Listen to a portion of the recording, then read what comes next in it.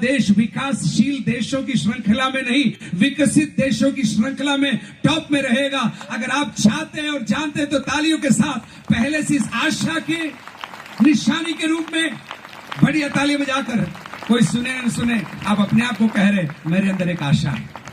मेरे पास एफडी है इसलिए नहीं, मैं चाचा कुछ बड़े पद में है इसलिए नहीं, मेरे पास आशा है क्योंकि प्रभु यीशु मसीह मरे हुओं में से जी उठा है और बहुत जल्दी मुझे और आपको लेने आ रहा है, इसलिए हमारे पास ये धन्य आशा। संत पौलुस हुए प्रभु यीशु के शिष्यों में से एक। उन्होंने व्यक्तिगत तौर पर प्रभु यीशु मसीह का दर्शन नहीं पाया। प्रभु यीशु मसीह के 12 शिष्य थे, लेकिन उनमें ये संत पौलुस नहीं थे। लेकिन अपनी पत्री के अंदर वो इस प्रकार कहते हैं, मैं अभागा था, मैं संतों में सबसे छोटा था, मेरी गिनती प्रेरितों में होनी नहीं थी, लेकिन ईश्वर ने ऐसा मुझ पर अनुग्रह किया कि अभागा होते हुए भी मुझे ईश्वर की संतान होने का, प्रेरित होने का उन्होंने सौभाग्य। उन्होंने इस प्रकार अपनी पत्रियों में बाइबल के अंदर प्रभु यीशु मसीह की आशा के विषय में इस प्रकार कहा है, जो देखी हुई वस्तु है उसके लिए आशा करने की जरूरत नहीं है, जो दिखता है उसके लिए आशा करने की जरूरत नहीं है, लेकिन जो दिखता नहीं है उसके लिए आशा करने की जरूरत है।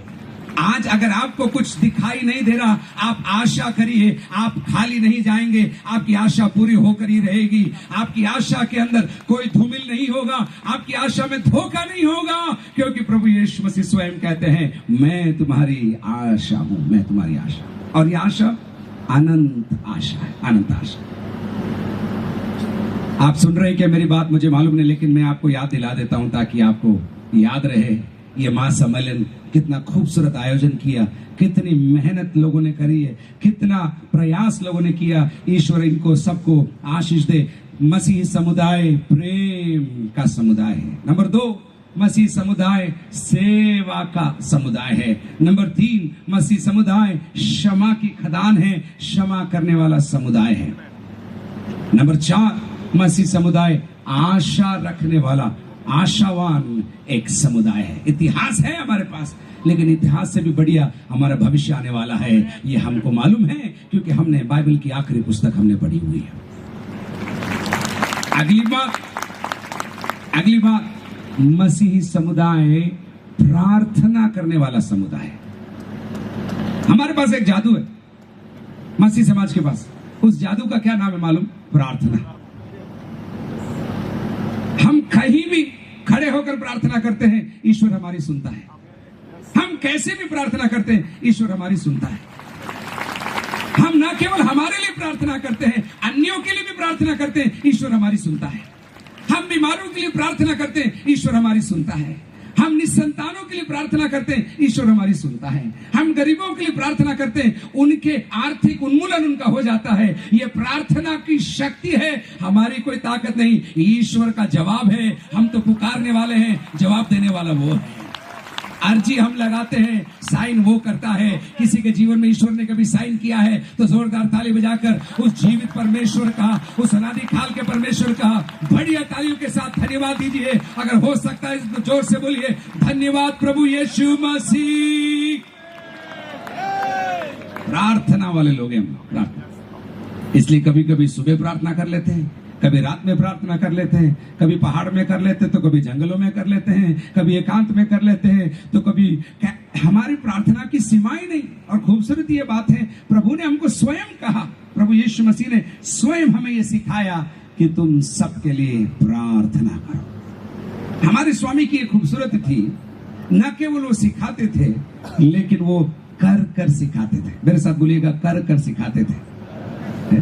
सिखाना एक बात है, लेकिन करके दिखाना या करके सिखाना एक अलग ही बात है। वो स्वयं प्रार्थना करते थे, कभी अकेले में तो कभी मित्रों के साथ, तो कभी पहाड़ पर, तो कभी जंगल के अंदर। रात भर वे प्रार्थना करते थे ताकि दिन भर वो सेवा कर सके।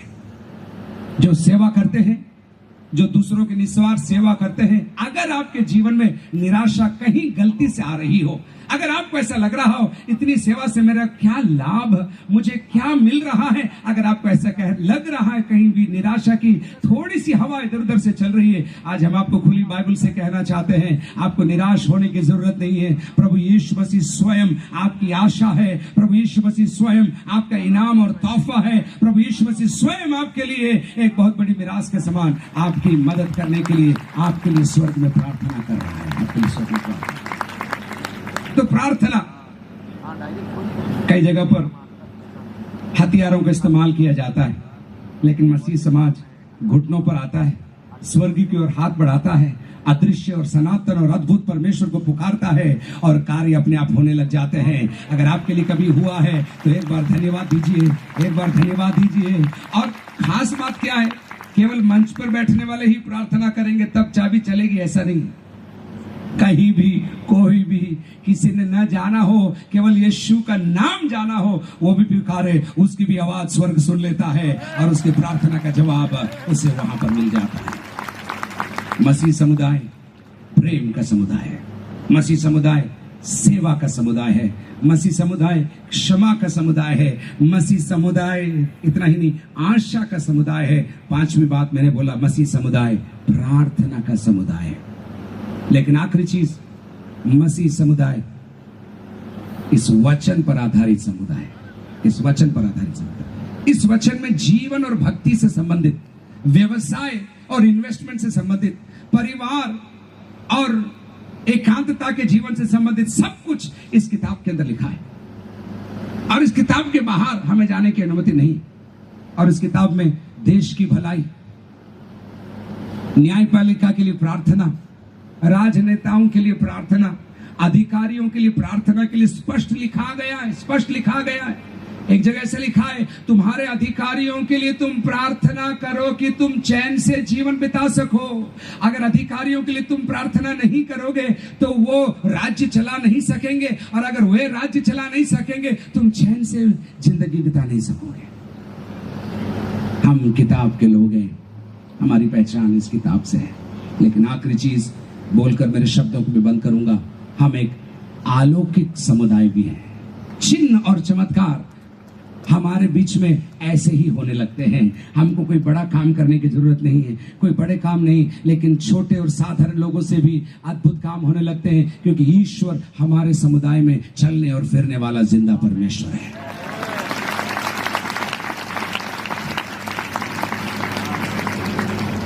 हमें भक्ति है, हमें प्रेम है, हमें सेवा है, लेकिन इन सब से बढ़कर हमें ईश्वर का प्रेम प्राप्त हुआ है।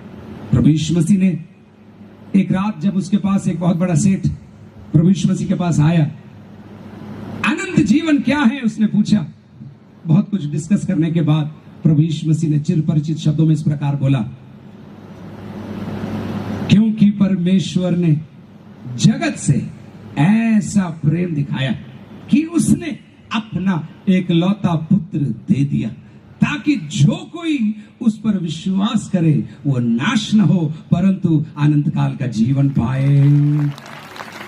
ये आज भी लागू है, ये ऑफर आज भी खुला है, इसकी वैलिडिटी खत्म नहीं हुई है, एक्सपायरी नहीं हुई है, क्योंकि ईश्वर ने जगत से ऐसा प्रेम किया है कि उसने अपना एकलौता पुत्र दे दिया, ताकि जो कोई उस पर विश्वास, जो कोई मतलब जो कोई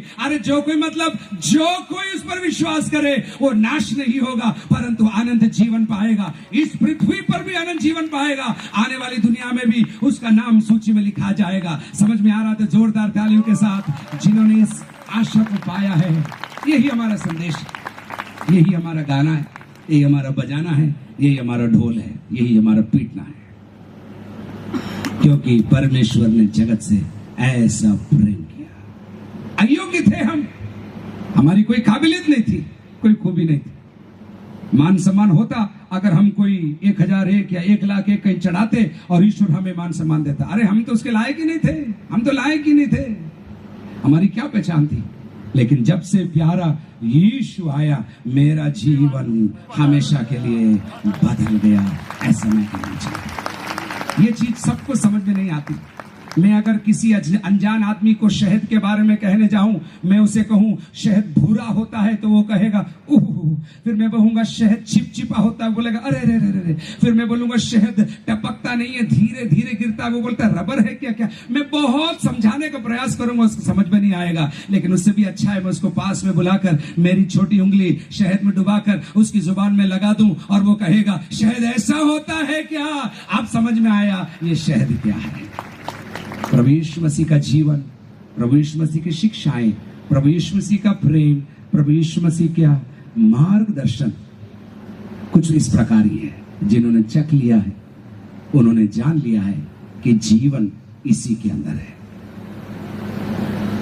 हमारे देश के लिए हम प्रार्थना करते हैं, हमारे देश की उन्नति हम चाहते हैं, हमारे देश की अखंडता के लिए हम लड़ने को भी तैयार हैं। खुदा करे ऐसी नौबत आए ना, लेकिन अखंड देश हमारा है, इसको हम छिन्न भिन्न होने नहीं देंगे।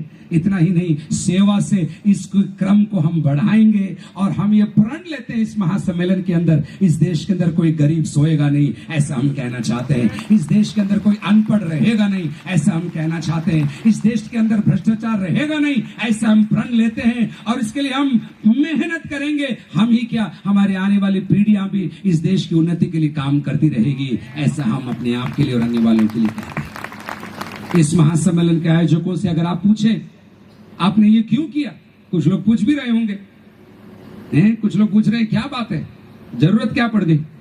हम तो उल्टा कहते हैं जरूरत की जरूरत ही नहीं है, हमको तो ऐसे ही मिलने में ही आनंद आता है। और जहां भाई लोग एक साथ रहते हैं वहां पर अभिषेक आ जाता है। यह भी लिखा है एकता में अभिषेक है, एकता में उन्नति है, एकता में परमेश्वर की उपस्थिति है। आपके छोटे छोटे ये लड़ाई झगड़े छोड़कर, कुर्सी का छोड़कर, अगर कुर्सी प्रभु यीशु मसीह को अगर आप देना शुरू करते तो ये लड़ाइयां मिट जाएगी, दूरियां खत्म हो जाएगी, दीवारें गिर जाएगी और एक समाज, एक परमेश्वर की आराधना मिलकर और खुलकर हम हमेशा के लिए कर सकेंगे। मेरी ये तमन्ना और प्रार्थना है कि जब आप बाजार में एक दूसरे से मिलें, आप एक दूसरे को एक दूसरे के समान नहीं, अपनों के समान आप देखें। उनका वेशभूषा कैसी भी होगी, उनका रहन सहन कैसा भी होगा, लेकिन अगर आप एकता में रहेंगे, अगर आप प्रेम में रहेंगे, अगर आप यीशु की सिखाई शिक्षाओं पर चलते रहेंगे, आपको इस पृथ्वी पर भी, आने वाली भी एक पृथ्वी है, आने वाली भी एक दुनिया है, उसके अंदर भी प्रभु यीशु मसीह ने कहा अनंत जीवन आपको प्रदान होता रहेगा। मेरी ये प्रार्थना है कि इस महासम्मेलन के अंदर अगर आप आए हैं, आप एक प्रण लेकर जाएं, मैं देश सेवा करूंगा। आप एक प्रण लेकर जाएं, मैं अन्यों के लिए बुरा नहीं बोलूंगा, मैं भला करूंगा।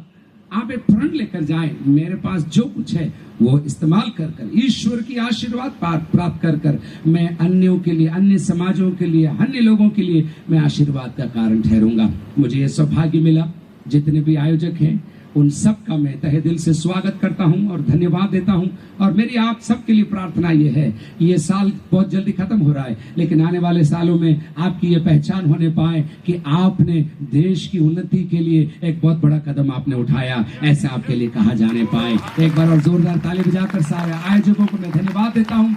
एक बार और मैं कहना चाहता हूँ प्रभु यीशु की महिमा इस जगह पर होती रहे, हमारा देश अग्रसर रहे, हमारा देश उन्नति करता रहे और हर बात में हम नीचे नहीं सर्वश्रेष्ठ ठहरेंगे। प्रभु आप सबको आशीष दे। God bless India. प्रभु भारत को आशीष दे।